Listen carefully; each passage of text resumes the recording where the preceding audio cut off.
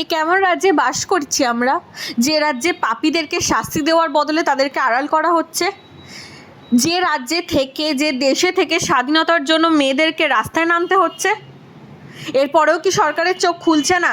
এরপরেও একটুও লজ্জা লাগছে না, তাই না? কি অদ্ভুত, কি অদ্ভুত সরকার, কি অদ্ভুত দেশ, কি অদ্ভুত রাজ্য। দুদিন আগে বাংলাদেশের স্বাধীনতা দেখে আমরাই হাসছিলাম, কতবার স্বাধীন হয়, আমরা নিজেরাই স্বাধীন নই, সেটাই আমরা ভুলে গেছি। আজকে আরজি করের ঘটনাটা আমাদের চোখ খুলিয়ে দিয়েছে যে আমরা স্বাধীন নই, আমরা নারীরা কোথাও স্বাধীন নই।